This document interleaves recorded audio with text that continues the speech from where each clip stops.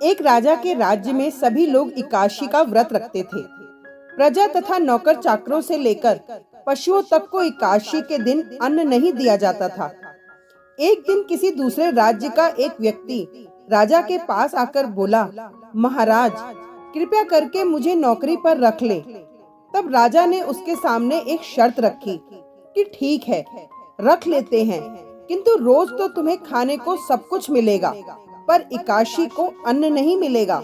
उस व्यक्ति ने उस समय हाँ कर ली, पर एकादशी के दिन जब उसे फलाहार का सामान दिया गया तो वह राजा के सामने जाकर गिड़गिड़ाने लगा, महाराज, इससे मेरा पेट नहीं भरेगा, मैं भूखा ही मर जाऊंगा, मुझे अन्न दे दो।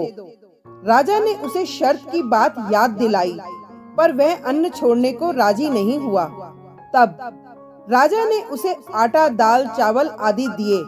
वह नित्य की तरह नदी पर पहुंचा और स्नान कर भोजन पकाने लगा। जब भोजन बन गया तो वह भगवान को बुलाने लगा, आओ भगवान, भोजन तैयार है। उसके बुलाने पर पीतांबर धारण किए भगवान चतुर्भुज रूप में आ पहुँचे तथा प्रेम से उसके साथ भोजन करने लगे। भोजनादि करके भगवान अंतर्धान हो गए तथा वह अपने काम पर चला गया। 15 दिन बाद अगली एकादशी को वह राजा से कहने लगा कि महाराज, मुझे 2 गुना सामान दीजिए। उस दिन तो मैं भूखा ही रह गया। राजा ने कारण पूछा तो उसने बताया कि हमारे साथ भगवान भी खाते हैं, इसीलिए हम दोनों के लिए ये सामान पूरा नहीं होता। यह सुनकर राजा को बड़ा आश्चर्य हुआ। तब राजा ने कहा, मैं नहीं मान सकता कि भगवान तुम्हारे साथ खाते हैं। मैं तो इतना व्रत रखता हूँ, पूजा करता हूँ, पर भगवान ने मुझे कभी दर्शन नहीं दिए। राजा की बात सुनकर वह बोला, महाराज, यदि विश्वास न हो तो साथ चलकर देख ले। राजा एक पेड़ के पीछे छिपकर बैठ गए। उस व्यक्ति ने भोजन बनाया तथा भगवान को शाम तक पुकारता रहा, परंतु भगवान न आए। अंत में उसने कहा, हे भगवान, यदि आप नहीं आए तो मैं नदी में कूदकर प्राण त्याग दूंगा। लेकिन भगवान नहीं आए। तब वह प्राण त्यागने के उद्देश्य से नदी की तरफ बढ़ा। प्राण त्यागने का उसका दृढ़ इरादा जान शीघ्र ही भगवान ने प्रकट होकर उसे रोक लिया और साथ बैठकर भोजन करने लगे। खा पीकर वे उसे अपने विमान में बिठाकर अपने धाम ले गए। यह देख राजा ने सोचा कि व्रत उपवास से तब तक कोई फायदा नहीं होता जब तक मन शुद्ध ना हो। इससे राजा को ज्ञान मिला। वह भी मन से व्रत उपवास करने लगा और अंत में स्वर्ग को प्राप्त हुआ। एक अन्य कथा के अनुसार एक राजा था। उसके राज्य में प्रजा सुखी थी। एकादशी को कोई भी अन्न नहीं बेचता था, सभी फलाहार करते थे। एक दिन भगवान ने राजा की परीक्षा लेनी चाहिए। भगवान ने एक सुंदरी का रूप धारण किया तथा सड़क पर बैठ गए।